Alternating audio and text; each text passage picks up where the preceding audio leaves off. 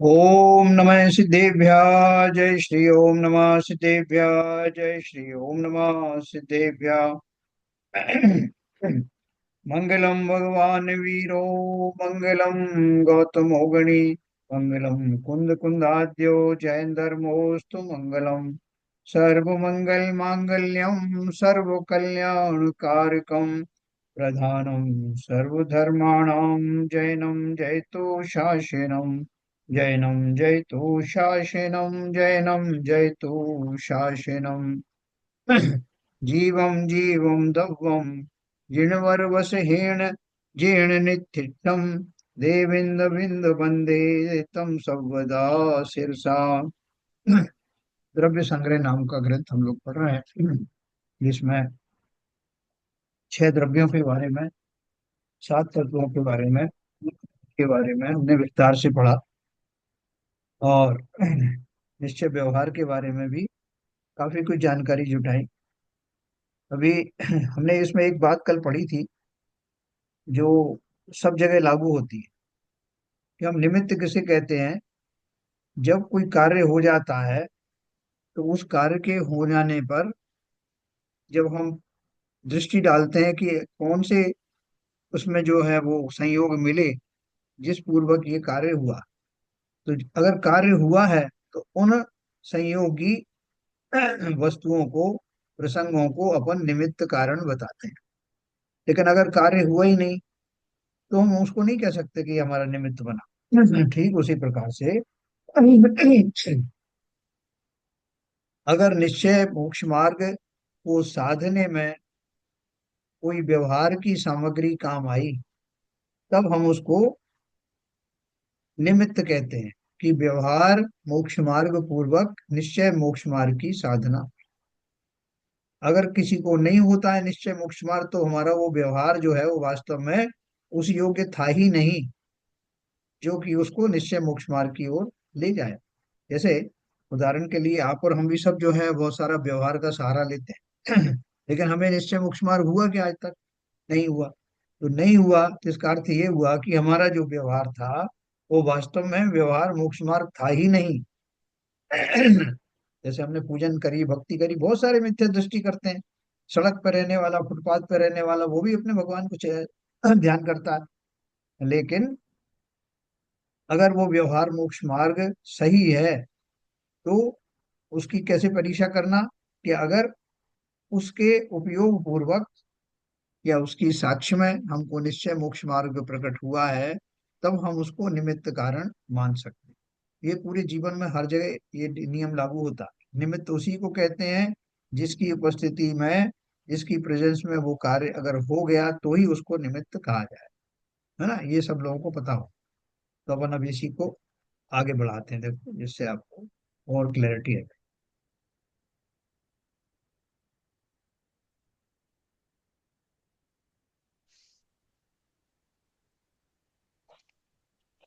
निश्चय रत्नत्रय का स्थान। निज शुद्ध आत्मा के अतिरिक्त, अपन ये पढ़ चुके हैं, निज शुद्ध आत्मा के अतिरिक्त अन्यत्र कहीं भी अन्य द्रव्य में निश्चय रत्नत्रय नहीं होते, नहीं वर्तते। है ना, ये बात अपन ने अच्छे से समझ ली। मुक्ति की प्राप्ति के लिए जगत में अन्य कोई पदार्थ नहीं है, नहीं है। किसी भी पर पदार्थ के आश्रय से रत्नत्रय प्रकट नहीं हो सकता, क्योंकि उसमें वे होते ही नहीं। जीवों के अनादि काल से पराश्रय बुद्धि वर्तती है। अनुकूल पदार्थों का संयोग हो तो स्वयं सुखी, और प्रतिकूल पदार्थों का संयोग हो तो दुखी, ऐसी मिथ्या मान्यता कर रहा है। पर पदार्थ कभी भी इष्ट अनिष्ट नहीं है, ऐसा वह नहीं मानता। इसलिए पर पदार्थों की ओर का आश्रय छुड़ाकर त्रैकालिक शुद्ध उपादान निज शुद्ध आत्मा का आश्रय यह कराया। है ना। तो देखो, जो चीज जैसे होती है उसी से वो चीज हो सकती, दूसरी चीज से नहीं हो सकती। अभी कोई मान मान के चले कि जैसा सूरज का प्रकाश है, जिसके आने से रात्रि का अंधकार दूर हो जाता है, कोई माने ही नहीं इस बात को। कोई कह नहीं, साहब मैं तो ट्यूबलाइट जला दूंगा तो सारा प्रकाश आ जाएगा, और मैं बड़ी बड़ी हेलोजन आजकल लगा देते हैं तो बिल्कुल दिन जैसा उजाला हो जाता है। लेकिन क्या वो सूरज को रिप्लेस कर सकता है? जो कार्य सूरज करता है, जिसका ताप करता है, उसकी किरणें करती हैं, वो कोई और दूसरा नहीं कर सकता। तो इसी तरह से ये जो नियम है कि पर पदार्थ किसी तरह से अनुकूलता प्रतिकूलता देते हैं, ये एक पूरी मान्यता है, खोटी मान्यता। हमेशा स्व पदार्थ ही स्व को सुखी करेगा, स्व पदार्थ चाहे कोई भी हो, है ना। जैसे लोहे को लोहा पना ही सुखी कर सकता है, अगर उसका लोहा पना चला जाए तो वो दुखी हो जाएगा। लकड़ी का लकड़ी पना चला जाएगा, दुखी हो जाएगा। भले आप बोलो साहब कि मैं लकड़ी में क्यों को दुखी होती वो लकड़ी, तुम्हारे में से उसमें निकाल करके मैं और हीरे मोती जड़ दूंगा। तो हीरे मोती का वो क्या करना, उसका अस्तित्व ही खत्म हो गया, तो हीरे मोती तो फिर अस्तित्व उनका हो जाएगा। तो ठीक उसी प्रकार से जिस तरह से किसी भी पदार्थ को सुखी होने के लिए उसका अपने स्वरूप में स्वभाव में रहना ही आवश्यक है, वही उसका सुख का कारण है, दूसरा पदार्थ उसे सुखी दुखी करता नहीं। ठीक उसी प्रकार से ये आत्मद्रव्य भी, क्योंकि हम सब ज्ञानी हैं इसलिए हमारी मान्यता खोटी हो सकती है, लेकिन पदार्थ का स्वरूप खोटा नहीं होता। हम कुछ भी मान लें, लेकिन वो नियम लागू वही होगा। इसलिए उन्होंने लिखा, अनुकूल पदार्थों का संयोग हो तो स्वयं सुखी, और प्रतिकूल पदार्थों का संयोग हो तो दुखी, ऐसी मिथ्या मान्यता कर रहा है ना। प्रतिकूल संयोगों में क्रोधित होकर संसार बढ़ाया है ना? ये हमारे साथ हमेशा चलता है, अनुकूल कहें प्रतिकूल कहें ये झूठी मन की, है ना। ये सारी मन की मान्यताएं हैं, बाकी कुछ भी सुखी दुखी करने वाला नहीं है। मैं ही अपने भावों के कारण से, खोटी मान्यता के कारण सुखी दुखी होता हूं। इसलिए पर पदार्थों की ओर का आश्रय छुड़ाकर त्रैकालिक शुद्ध उपादान निज शुद्ध आत्मा का आश्रय यहाँ कराया। दूसरा पॉइंट है, व्यवहार रत्नत्रय है सो परद्रव्य प्रवृत्ति है, उसके आश्रय का फल संसार है। इसलिए परद्रव्य के ओर की प्रवृत्ति छोड़कर स्वाद्रव्य के आश्रय रूप, यानी स्वाद्रव्य प्रवृत्ति किए बिना कभी निश्चय रत्नत्रय प्रकट नहीं होता है। देखो अब इसमें एक बात छुपी हुई है। मैंने क्या बोला, व्यवहार रत्नत्रय वो क्या है, परद्रव्य की प्रवृत्ति है। व्यवहार परद्रव्य कैसे हो गया, परद्रव्य प्रवृत्ति कैसे हुई, जरा बताओ। वही अगर आप देव की भक्ति कर रहे हैं हाँ श्रद्धा भाव से, हाँ तो आपका जो उपयोग है वो एकाग्रता आत्म चिंतन में जा रहा है, तो वो व्यवहार की प्रवृत्ति हो गई, क्योंकि आप जिनेन्द्र देव की भक्ति कर रहे हैं। हाँ तो इसलिए व्यवहार रत्न सो परद्रव्य, इसलिए प्रवृत्ति है, इसलिए इसको कहा गया है। हाँ स्व के अलावा अगर हाँ, किसी चीज का भी अगर अवलंबन देते हैं। शुभ भाव से आलम्बन लेंगे, तो हम्म, वो परदब्ब का ही आलम्बन है, वो व्यवहार ही मोक्ष मार्ग है। बराबर। तो व्यवहार रत्नत्रय में हम क्या करेंगे, स्व के अतिरिक्त, और जबकि देखो रत्नत्रय धर्म जो है वो प्रत्येक आत्मा का निज स्वभाव है, दूसरा उसमें क्या कर लेगा। तो जो पराश्रित व्यवहार रत्नत्रय को परदर प्रवृत्ति क्यों कहा, क्योंकि उसमें हम हमारी ये पूजा इसमें काम आ जाएगी, हमारे ये जो पंच परमेष्टि है ये इसमें काम आ जाएंगे। तो वो काम आ जाने का मतलब क्या है, चिंतन तो मुझे ही करना है, स्व के आश्रय से ही वो सब प्रकट होता है निश्चय धर्म। दूसरे के मेरे सामने कितने आसपास आकर के संगीत में जो है गाने बजाने लगे, कुछ भी कहने लगे, आशीर्वाद देते रहे, इन सब से क्या होने वाला है, जब तक मैं उस योग्य भावों को नहीं बनाऊंगा तब तक मेरी श्रद्धा, मेरा ज्ञान और चारित्र सम्यक होने वाला नहीं। इसलिए आलम्बन किसी का भी हो, बाह्य आलम्बन, लेकिन जब तक मैं निश्चय में कार्य नहीं करूंगा, स्व में कार्य नहीं करूंगा, तब तक कोई आलम्बन रत्नत्रय को दिला नहीं सकता। तो उन्होंने क्या लिखा बहुत क्लियर शब्दों में, व्यवहार रत्नत्रय है सो परद्रव्य प्रवृत्ति है, उसके आश्रय का फल संसार है। इसलिए परद्रव्य की ओर की प्रवृत्ति छोड़कर स्वाद्रव्य के आश्रय रूप स्वाद्रव्य प्रवृत्ति किए बिना कभी निश्चय रत्नत्रय प्रकट नहीं होता। यह आपको किसी ने एक मंत्र बता दिया, कि भाई साहब ये मंत्र आप साधन कर लो तो आपका जो है ये काम हो जाएगा। अब उसने तो खाली बताया, लेकिन साधना किसको करनी है? आपको ही करनी। आप लाख उसके बारे में सोचोगे भैया उसने बताया इसलिए सिद्ध हो जाओ, उसने बताया इसलिए सिद्ध होगा क्या? जब तक उस मंत्र को साधना के अनुकूल आपके भाव नहीं बनेंगे तब तक कार्य सिद्ध तो नहीं होगा। ये सिंपल बात। अपना आत्मा ही अपना आलम्बन साधन है। देखो बार बार इस पे बहुत जोर दिया है। इसको पूरे हर एक चीज में लगाना। मेरा जो भी कार्य होना है, हम कहते जरूर हैं कि करता हूं मैं, करते हैं प्रभु आप और मेरा नाम हो रहा है, ये सब भक्ति की बातें अलग हैं। लेकिन जब अपना आत्मिक कार्य होगा तो मेरे ही पुरुषार्थ से होगा। दुनिया की कोई ताकत वो मुझसे करा नहीं सकती। अगर ऐसा होता तो आदिनाथ भगवान अपने जो कहना है नाती था, पौत्र था, मारीच का जीव, जो कि उस समय समय शरण में मौजूद था, मुनि वेश में था, उसको ले जाते साथ में कि चलो मैं तो जा ही रहा हूँ, मोक्ष तुम्हें भी ले चलता हूँ। उन्होंने तो बल्कि क्या भविष्यवाणी की कि 24वां तीर्थंकर होगा।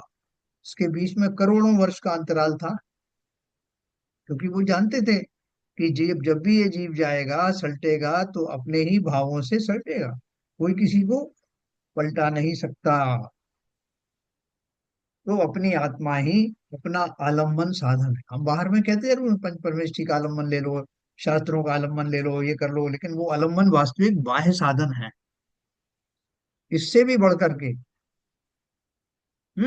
आंतरिक साधन जो है अपनी आत्मा का वो वाली परिस्थिति, यानी आत्मा की वो पर्याय जिसमें कि वो उस लेवल का ध्यान कर पाए, वही उसका वास्तविक आलम्बन है। पर की तो बात ही छोड़ दो, निज का भी खाली आत्मा की किसी भी स्थिति में आप रत्नत्रय पालन नहीं कर सकते। स्वभाव आपका है, लेकिन वो रत्नत्रय रूपी जो पर्याय आने वाली है उसके लिए आपको विशेष जतन करने पड़े। क्या जतन करने पड़ेंगे? जिस तरह रावण ने पौरूपणी विद्या सिद्ध जब की, तो वो उस मंदिर के सारे द्वार बंद कर दिए गए जहाँ उसने वो साधना की, और पूरे जगह पे पहरेदार बिठा दिए, और सबको कह दिया कि कुछ भी होने दो संकट, लंका में लंका जल जाए कुछ भी हो जाए मगर मुझे कोई डिस्टर्ब ना करे। तो चारों तरफ का कोलाहल और किसी भी तरह के विघ्न से होने वाला डिसकंसंट्रेशन, जिससे उसका जो कंसंट्रेशन भंग हो, वो सारे उन्होंने उन पर बैन लगा दिया कि मैं किसी भी हालत में अपने चिंतन से डिगडिगू नहीं। ये विद्या सिद्ध होने की कंडीशन थी। उसी तरह से बाह्य आलम्बन, जिस चीज को रत्नत्रय प्राप्त करना है, अपने बल पर प्राप्त करना है, उसको बाहर का कोई भी कोलाहल, बाहर का अर्थ समझना, बाहर का अर्थ इस शरीर से बाहर की बात नहीं, अंदर का भी कोलाहल, किसी भी तरह का राग द्वेष आदि प्रकरण, किसी भी तरह का किसी पंच परमेष्ठी का ध्यान आदि, वो सब हटा करके, क्यों उपयोग को एक जगह लगाना है ना। आपने पंच परमेष्ठी पर और किसी को और लगा दिया तो आपका वो बढ़ जाएगा उपयोग। यहाँ तो पूरा उपयोग एक जगह लगाना है, तभी वो रत्नत्रय सिद्ध होगा।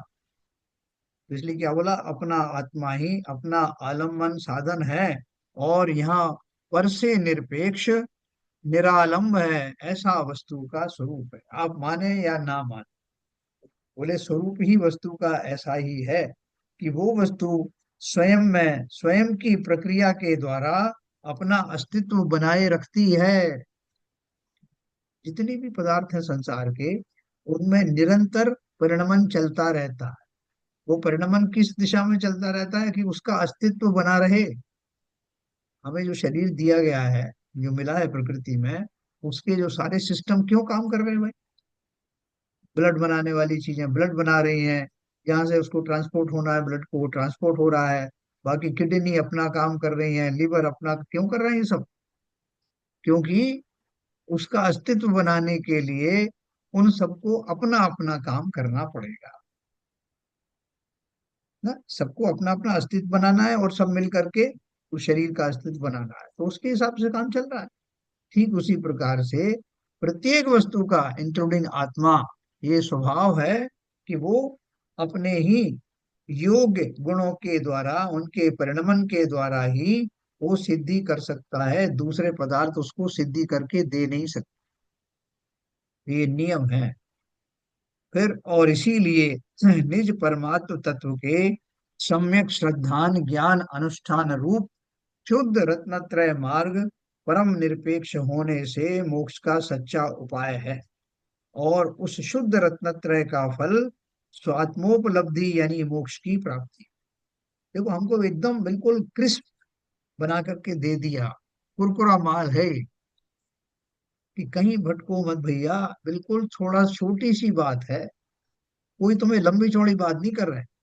नहीं तो आप देखो कि संसार में आपको कोई से औषधि बनाना हो तो उसमें देखो यूट्यूब पे, तो वो कहेंगे साहब ऐसा करिए कि आप जो है 10 ग्राम ये लीजिए, 5 ग्राम वो लीजिए, 30 ये लीजिए और उनको घोटिए और उनको यूं करिए, लंबे लंबे प्रोसेस। धर्म के मार्ग में भी लोग जो ज्ञानी है या थोड़ा कम ज्ञान है वो आपको ये बताएंगे कि पहले आप मंदिर आना सीखो, फिर मंदिर में आप धोती बदलो, फिर धोती बदल करके ये करो, फिर अभिषेक करने की ऐसी विधि रखो, और सोने के और चांदी के बर्तन लाओ, और ये सारा आडंबर बता देंगे आप। लेकिन एक बहुत सिंपल चीज है, ये सब प्राप्ति किस लिए कर रहे हो? बोले साहब प्राप्ति सुख के लिए कर रहे हैं, सुख शांति के लिए कर रहे हैं। तो सुख शांति के लिए तो बहुत छोटा सा कार्यक्रम है, ये कहाँ का इतना बड़े बड़े कार्यक्रम ले आए? बोले अच्छा क्या है छोटा सा कार्यक्रम लिख दिया, निज परमात्म तत्व के सम्यक श्रद्धान ज्ञान अनुष्ठान रूप, अनुष्ठान मतलब संकल्प रूप शुद्ध रत्नत्रय मार्ग परम निरपेक्ष होने से, किसी की आवश्यकता नहीं, वही वास्तव में मोक्ष का सच्चा उपाय है। और उस शुद्ध रत्नत्रय का फल जब आपने धारण कर लिया तो क्या मिल जाएगा? मोक्ष मिलेगा। क्योंकि सम्यक दर्शन ज्ञान चारित्राणी मोक्ष मार्गा। सिंपल है, स्पष्ट है, कहीं भटकना नहीं। हम जो इतना विस्तार करते हैं ना, देखो समझने की बात है, लेकिन जो बहुत क्रिस्प बात क्या है, हम जो दिन दिन भर जो अनुष्ठान कर रहे हैं, हम पंच कल्याण कर रहे हैं, हम यहाँ वहां भाग रहे हैं, हम तीर्थों की वंदना कर रहे हैं, ये सब हमारी नीचे की भूमिका में हम करते हैं। लेकिन वास्तव धर्म इतना ही है, उस पे जितनी जल्दी पहुंच जाओ काम हो जाएगा। उस दिन सीवी जन साहब पूछ रहे थे कि वो भरत चक्रवर्ती को तो ये सब करना नहीं पड़ा, उनका तो पहले से पैमाना भरा हुआ था। तो पैमाना भरते हुए आए थे ना वो, उसी भाव में थोड़ी बंधा, ये पैमाने चलते रहते। अब जब आप सुधर जाओ, जब आंख खुली तभी सवेरा, हम और आप कितने प्रपंच में पड़े रहते हैं। तो ये मान के चलते हैं कि ये मोक्ष मार्ग का साधन है, हमारी भूमिका ही ऐसी है। लेकिन बहुत सारे बहुत से विद्वान होते हैं कि वो उस बात को समझ लेते हैं। हमारे एक कॉलेज में एक विद्यार्थी था, हम सब तो जब एग्जाम में आते थे तो बहुत लंबे चौड़े सारे फार्मूले रटते थे, ये फार्मूले आएगा सवाल तो फार्मूले में कैसे फिट करना है, इसको कैसे करना है, वैसे। वो इतना कॉन्फिडेंट था कि वो फार्मूला उसी टाइम डिराइव करता था, खुद ही बनाता था फार्मूला, फंडामेंटल से चलकर, और फटाफट सॉल्व कर देता। उसने कोई तैयारी नहीं करी, कोई फार्मूले नहीं रटे, और टॉप करता था। तो ऐसी समझ वाले जीव, उनका काम बहुत जल्दी हो जाता है। हम और आप उलझे रहते हैं कि साहब मुझे तो ये पंचकल्याण करना है, और वहां देखने जाना है, और वहां करना है, और मुझे मूर्ति लाना है। ये सब हमारे, हम ये मैं मना नहीं कर रहा हूँ कि ये नहीं करना है, ये करने के योग्य हैं नीची भूमिकाओं में। लेकिन हमें हमारा लक्ष्य पता होना चाहिए कि इन भूमिकाओं के पूरा करने के बावजूद भी हम मोक्ष मार्ग में स्थापित हुए हैं, ऐसी कोई गारंटी नहीं। क्योंकि ये तो हम अनादिकाल से कर रहे हैं, कोई आज कर रहे हैं क्या? क्योंकि हमने तब भी मोक्ष का सही मार्ग तब भी नहीं जाना था, और अब भी नहीं जान रहे हैं। वास्तविक मोक्ष मार्ग में कोई अड़चन नहीं है, कोई प्रपंच नहीं है, बिल्कुल सिंपल है, जो कि 2 लाइन में लिखा है। अभी के जो अपन 3 4 पॉइंट पढ़ रहे हैं ना, इनको आप बहुत अच्छे से समझना, काम हो जाएगा। तो क्या बताया, मोक्ष की प्राप्ति करना है तो क्या करो? निज परमात्म तत्व के सम्यक श्रद्धान ज्ञान अनुष्ठान रूप शुद्ध रत्नत्रय मार्ग परम निरपेक्ष होने से वही वास्तव में मोक्ष का सच्चा उपाय है। वह दूसरा, वह त्रिकमय यानी तीन चीजें ना उसमें। निज आत्मा, यह कथन द्रव्यार्थिक नय का है। यह गाथा 39 में बताया। समय सार की गाथा 277 के अनुसार यह गाथा है। निश्चय, सम्यक दर्शन, ज्ञान, चारित्र की एकता, सो रत्नत्रय है, ऐसा मूल गाथा में ही कहा है। इससे यह समझना चाहिए कि शुद्ध आत्मा दर्शन है, क्योंकि वह दर्शन का आश्रय है। शुद्ध आत्मा ही ज्ञान है, क्योंकि वह ज्ञान का आश्रय है। शुद्ध आत्मा ही चारित्र है, क्योंकि वह चारित्र का आश्रय है। उसमें व्यवहार में प्रतिषेध निषेध है, ऐसा समझना चाहिए। ये बार बार व्यवहार को निषेध क्यों कर रहे हैं? क्योंकि अब समझ में आ गया है। अब आखिर में आपको ये बता रहे हैं कि भैया, इसमें जरा भी अब मिलावट नहीं चलेगी। अब तो आप सीधे संपूर्ण रूप से शुद्ध माल की ओर आ जाओ। जरा भी मिला, क्योंकि अभी आपका जो है नीचे कच्चा समय था। बच्चा छोटा होता है तो उसे बहुत सारे स्वजनों की आवश्यकता होती है। घर में ताई है, माता है, पिता है, ये है वो है। लेकिन जब वो बड़ा होने लगता है तो धीरे धीरे उसको समझ में आता है कि मैं इंडिपेंडेंट हो गया हूँ, मुझे इनकी आवश्यकता थी, नीचे की भूमिकाओं में थी, वो बात ठीक है। लेकिन सदा इसका आश्रय लेने की जरूरत नहीं है। और यही यहाँ उन्होंने बोला कि अब तुम्हारा समय आ गया है, अब तुम्हें कोई आलम्बन की जरूरत नहीं है। आलम्बन लेके फंस मत जाना। वो आलम्बन जितनी दूरी तक लेने थे वो ले लिए। जैसे मैं उदाहरण देता हूँ ना, कोई आदमी के हाथ टांग टूट गई, पैर में तो कोई फ्रैक्चर आ गया, तो वो अपना लाठी या कुछ लेके चलता है। लेकिन वो जानता है कि लाठी मेरे कोई परमानेंट साथी नहीं।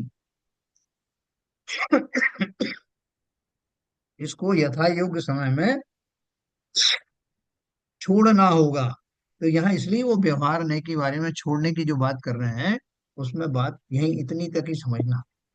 कि जब मैं इतना होशियार हो जाऊं, इतना निष्ठावान हो जाऊं, रत्नत्रय का अर्थ मुझे समझ में आने लगे, वस्तु सर्व समझ में आने लगे, तो वो व्यवहार जो निरालंबन है, वास्तव में तो वो अपने आप ही छूट जाता है। लेकिन उपदेशों के उपदेश की भाषा में उसको ऐसे ही कहा जाता है कि उसे छोड़ना। आगे देखो।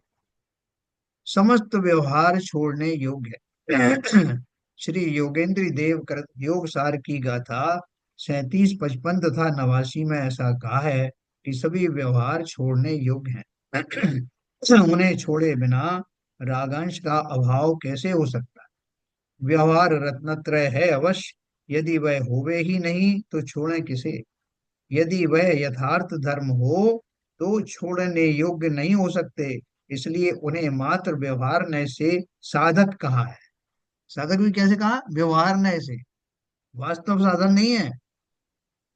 तो वास्तविक साधन क्या है, ये भी मैं आपको बताऊं। इसलिए उन्हें मात्र व्यवहार नय से साधक कहा है। किंतु इससे यह मानना भ्रम है कि उनमें अंश मात्र भी धर्म है। देखो यहाँ नीचे लिखा, यहाँ साधक अर्थात निमित्त, ऐसा अर्थ समझना चाहिए।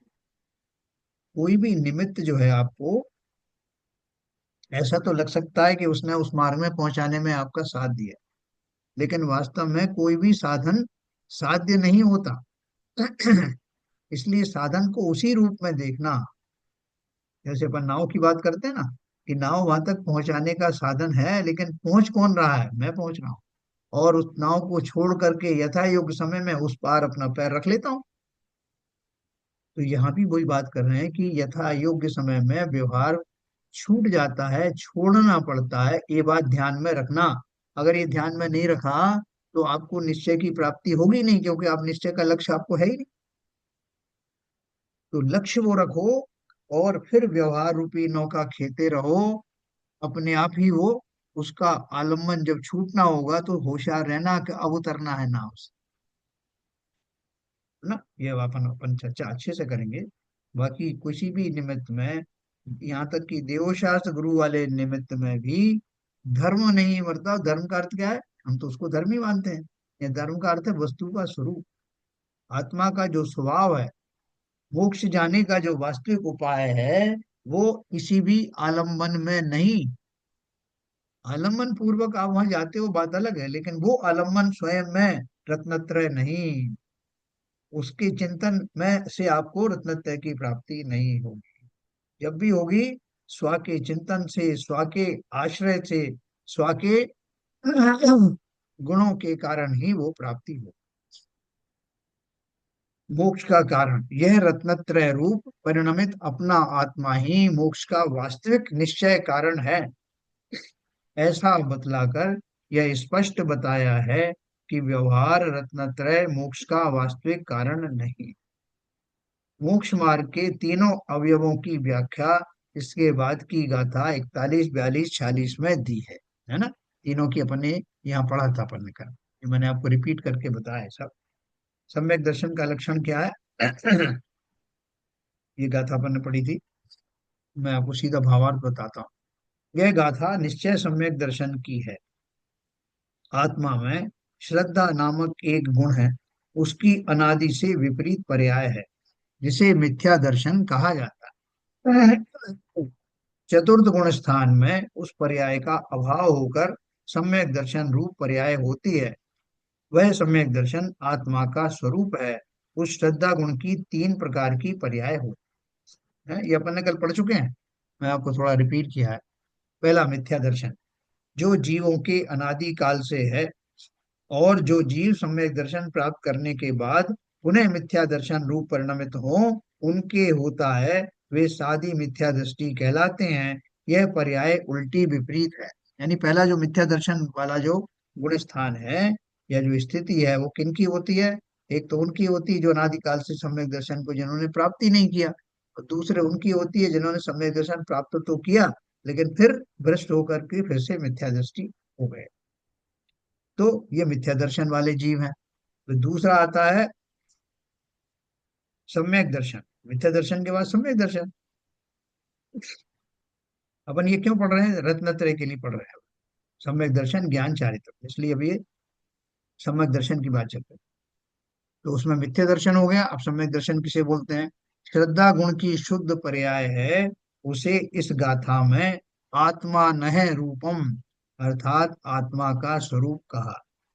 श्री पुरुषार्थ सिद्धोपाय गाथा 22 में आत्म रूपम तत्, अर्थात वह आत्म स्वरूप है, ऐसा कहा है। यह शास्त्र श्रावकाचार। और पर्याय चतुर्थ गुण स्थान में प्रथम उपशम सम्यक के होते ही प्रकट होती है। पुरुषार्थ सिद्धोपाय की यह गाथा निम्नानुसार है। जीवा जीवादीनां तत्वार्थानां सदैव कर्तव्यम, श्रद्धानं विपरीता विनिवेश विविक्तात्म रूपम तत्। विपरीत अभिनिवेश रहित जीवा जीवादि तत्वार्थों का श्रद्धान सदा काल करने योग्य है। विपरीत अभिनिवेश मतलब क्या है? कि जो जैसा श्रद्धान है उसके विपरीत श्रद्धान नहीं करना। जी उससे उस तरह का नेगेटिव सोच से रहित होकर के और पॉजिटिव रूप में जीवा जीवादि तत्वार्थों का श्रद्धान वही वास्तव में सेवन करने योग्य है। यह श्रद्धान आत्मा का ही स्वरूप है, क्योंकि वह दर्शन मोह रूप उपाधि के दूर होने पर प्रकट होता है ना। हमारे जो मोहिनी कर्म है उसके कितने भेद हैं? दो भेद है, दर्शन मोहिनी और चारित्र मोहिनी। दर्शन मोहिनी के जाते ही क्या हो जाता है? सम्यक दर्शन हो जाता है ना। तो वो बोल रहे हैं वह दर्शन मोह रूप उपाधि के दूर होने पर जीव को क्या कहते हैं? सम्यक दर्शन हो गया। इसलिए वह आत्मा का स्वरूप है। जैसे कि सूरज के ऊपर में बादल आ गए, तो बादल सूरज का स्वरूप थोड़ी, बादलों के हटने के बाद में जो सूरज दिखाई देगा वो ही उसका वास्तविक स्वरूप है। ऐसे ही वो बोल रहे हैं कि दर्शन मोह रूप उपाधि के दूर होने पर जो स्वरूप प्रकट होता है वही आत्मा का वास्तविक स्वरूप है। वह चतुर्थादि गुण स्थानों में प्रकट होता है, और फिर सिद्ध दशा में भी सदा काल उसका सद्भाव रहता है। तो ये चीज दोनों आपको पता ही है। तीसरा मिश्र अवस्था क्या है? मिश्र अवस्था जो कुछ सम्यक तथा मिथ्यात्व रूप होती है, जो कुछ सम्यक तथा कुछ मिथ्यात्व रूप होती है, यह अवस्था सादी मिथ्या दृष्टि के होती है। सादी मिथ्या दृष्टि के मतलब क्या होती है? और वह सम्यक्त से पतन होने पर होती है। जब चौथे गुणस्थान से जीव गिरता है, तब ये तीसरा गुणस्थान, ये मिश्र गुणस्थान आता है, जिसमें क्या है कि पार्शली सम्यक्त है और पार्शली मिथ्यात्व है। ऐसी मिश्र दशा है। तथा वह अत्यंत अल्पकाल रहती है। ये अवस्था कितनी देर रहती है? वो थोड़े से एक अंतर मुहूर्त तक रहती है। और वो मिश्र अवस्था को दो तरह से जा सकती है। वो तो या तो जीव का पुरुषार्थ उस समय बढ़ जाए तो तीसरे गुण स्थान से वापस चौथे गुण स्थान में आ जाए, और या फिर तीसरे से गिर करके दूसरे और पहले में चला जाएगा, मिथ्या दृष्टि हो। तो इसलिए पर्याय के संबंध में विशेष कथन की आवश्यकता नहीं है। यह तीसरे गुण स्थान में हो। सबको मालूम है भाई? इसके बारे में किसी को कोई कंफ्यूजन हो तो पूछे। ये जो स्थिति बनती है, सम्यक मिथ्यात्व नाम की प्रकृति के उदय में बनती है। सम्यक मिथ्यात्व जैसा कि नाम बता रहा है, नाम में ही सम्यक भी है और मिथ्यात्व भी है। इसलिए वो तृतीय गुण स्थान में जीव के ऐसे मिले जुले भाव होते हैं। इसलिए वो चतुर्थ गुण स्थान से सम्यक्त से डिगने के समय में यह एक गुण स्थान आता है ना। ये फिर से अपन वही सब चर्चा कर रहे हैं जो कर चुके हैं पहले। अब चौथे गुण स्थान में प्रकट होने वाला निश्चय सम्यक दर्शन एक ही प्रकार का है। सम्यक दर्शन कहीं दो नहीं है, किंतु सम्यक दर्शन का निरूपण दो प्रकार से है। कैसे? जहां यथार्थ सम्यक दर्शन को सम्यक दर्शन निरूपित किया है, वह तो निश्चय सम्यक दर्शन है। तथा जो सम्यक दर्शन है तो नहीं, किंतु सम्यक दर्शन का निमित्त है अथवा सहचारी है, उसे उपचार से सम्यक दर्शन कहा है। वह व्यवहार सम्यक दर्शन है, क्योंकि निश्चय व्यवहार का सर्वत्र ऐसा ही लक्षण है ना। अभी बोलते हैं लोग महादेव जी है ना, जो दूसरे दर्शनों में बताया कि महादेव जी हैं, उनका जो वाहन है वो नंदी है, शिव जी का। तो लोग बोलते हैं कि भाई वो अ, वाहन आ गया, नंदी नंदी आ गया ना, इसका मतलब शिव जी आ गए। बोले अरे इसका मतलब कैसे हुआ? बोले वो जहाँ होते हैं वो वहां वो भी होते हैं, इसलिए उनके आने से हमने बोल दिया कि वो आ गए। तो वो क्या बोल रहा है हमारे? देखो ये बोला, निश्चय सम्यक दर्शन का निमित्त है। यथार्थ सम्यक दर्शन को सम्यक दर्शन निरूपित किया है, वह निश्चय सम्यक दर्शन है। तथा जो सम्यक दर्शन तो नहीं है, किंतु सम्यक दर्शन का निमित्त है अथवा सहचारी है, उसे उपचार से सम्यक दर्शन कहा है। वह व्यवहार सम्यक दर्शन है, क्योंकि निश्चय व्यवहार का सर्वत्र ऐसा ही लक्षण है ना।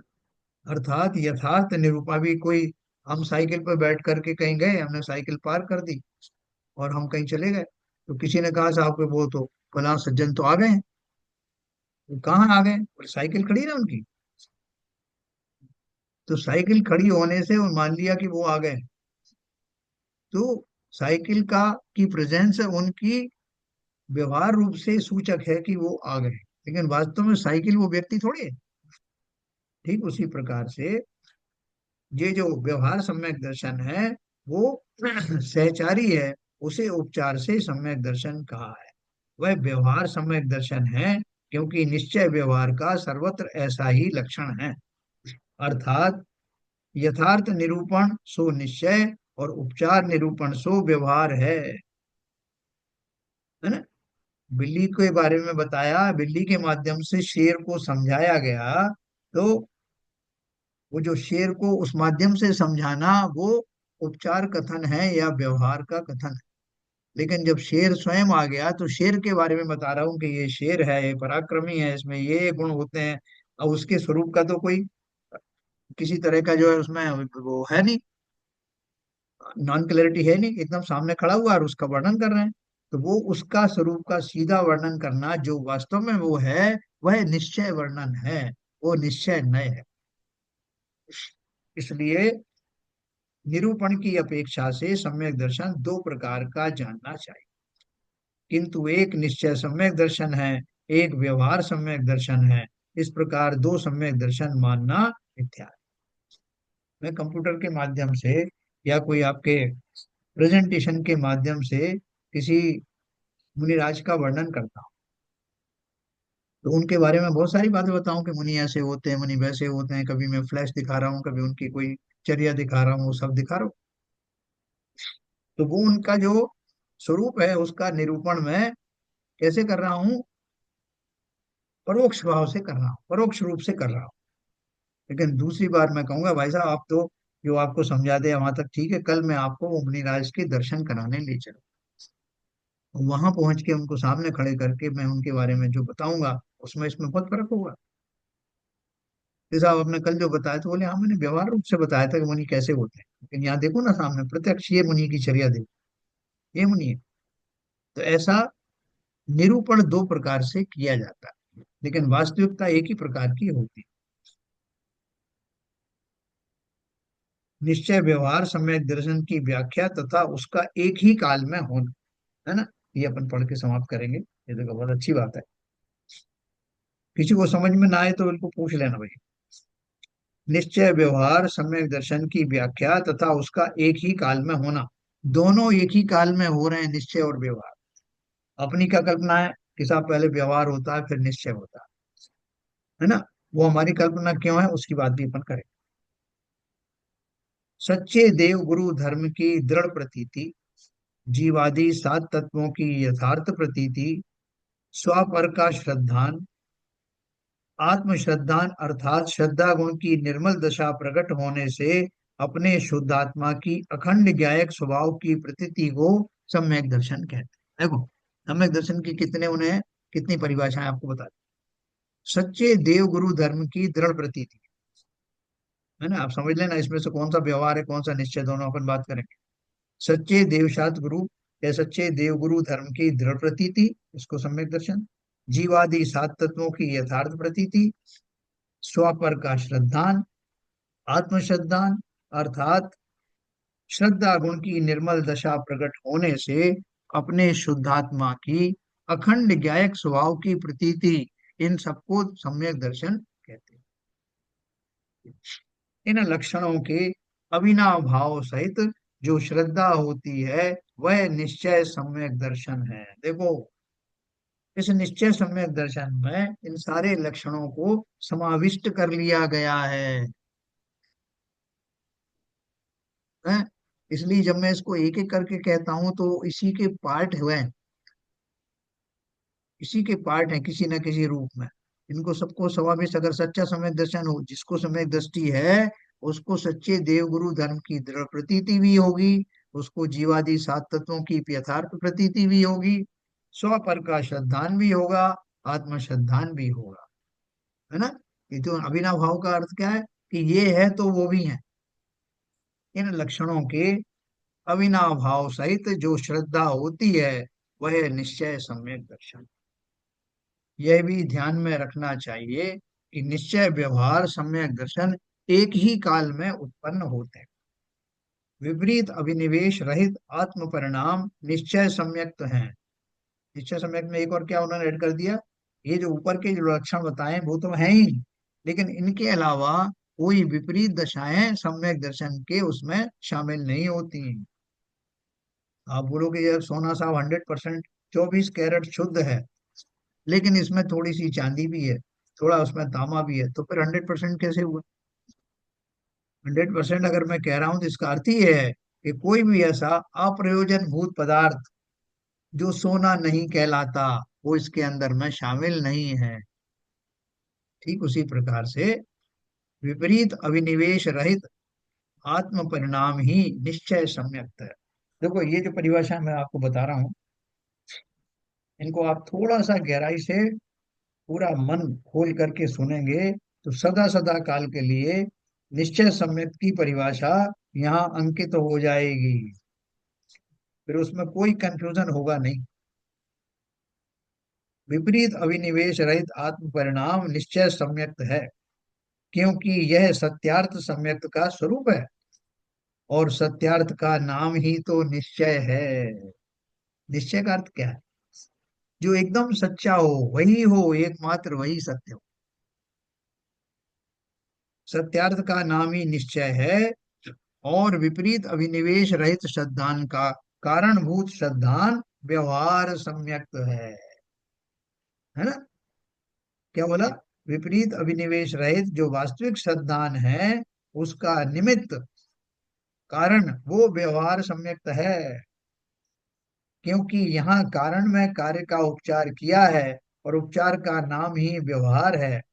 वहां जीव को देव गुरु धर्मादि की सच्ची श्रद्धा है, और उसी के निमित्त से उसके श्रद्धान में विपरीत अभिनिवेश का अभाव होता है। इसलिए यहाँ विपरीत अभिनिवेश रहित श्रद्धान तो निश्चय सम्यक्त है, और देव गुरु धर्मादि का श्रद्धान व्यवहार सम्यक्त है। इस प्रकार एक ही काल में उसके दोनों सम्यक्त हो। ये बात बहुत अच्छी तरह से समझ में आ गई होगी कि समय दृष्टि होने का अर्थ ये नहीं है कि उसको देवशास्त्र गुरु के ऊपर श्रद्धा नहीं होता। हाँ, या जो नीचे की भूमिकाएं होती हैं, उनमें जो हम धार्मिक अनुष्ठान आदि करते हैं, सात तत्वों के बारे में समझ लेते हैं, छह द्रव्यों के बारे में जान लेते हैं, उन सब की भी भूमिका तो कहीं ना कहीं है, लेकिन वे स्वयं में सम्यक दर्शन नहीं है। ये सब समझाया गया कि जब भी मैं साथ होता हूँ, तो मेरे साथ में ये सब चीज चलती है। जो वास्तविक सम्यक दृष्टि जीव है, जिसको निश्चय सम्यक दर्शन हुआ है, करण लब्धि पूर्वक हुआ है, संवर निर्जरा पूर्वक हुआ है, संवर पूर्वक हुआ है, उस जीव को भी देवशास्त्र गुरु का श्रद्धांत तो होता ही है। ऐसा थोड़ी है जीवन का आलम्बन छोड़ देना है। छोड़ देने का अर्थ ये नहीं कि मैं उन्हें मानता ही नहीं हूँ, साहब ठीक है उनका काम नहीं, मेरा काम निकल गया, मैं उन्हें मानता नहीं, वो बात नहीं है। सिर्फ मात्र बात इतनी है कि उन्होंने जो मार्ग दिखाया, उनके सानिध्य में रहकर जो निर्मलता मेरे अंदर आई, वो सब अपनी जगह पर निमित्त कारण है। लेकिन वास्तव में उन भावों पूर्वक, उस वातावरण पूर्वक जो चिंतन मैं करूंगा स्वयं, वही निश्चय से कार्यकारी होगा। बात इतनी सी है। उसके साथ में होने वाले समस्त उपचार व्यवहार कहलाएंगे। क्या सी विजन साहब, समझ में आई बात? सर। कहीं किसी को कोई भी जरा भी कंफ्यूजन हो तो बता। इसमें सारे डाउट हमारे खत्म हो गए। हम ये नहीं करेंगे कि पूजन पाठ ये वो सब जो सब बेकार की चीजें हैं। बेकार की नहीं है, लेकिन अलग अलग भूमिकाओं में उनका अलग अलग आवश्यकता हो। जो कभी मंदिर ही नहीं आया, उसको मंदिर आना उसका पहली सीढ़ी है। जो मंदिर आ गया, उसके बाद उसने पूजन पाठ आदि शुरू किया, अभिषेक आदि शुरू किया, उसकी दूसरी तीसरी सीढ़ी। फिर उसने उसमें भक्ति की तो, पूजन आदि की तो, पूजन का रहस्य समझा उसने, उसका अगला स्टेप हुआ। ये सब स्टेप तो आ रहे हैं, लेकिन ये सारे स्टेप स्वयं में सम्यक दर्शन नहीं। और जब एक दिन चिंतन करते करते उसको समझ में आया कि मैं कौन हूँ, तो पूजन करने वाला, ये अनुष्ठान करने वाला मैं कौन हूँ, जिसे सुख चाहिए वो कौन है। जब उसका स्वरूप समझ लेगा, तो जिससे वो खुश होगा वही वाले कार्य अपनाएगा।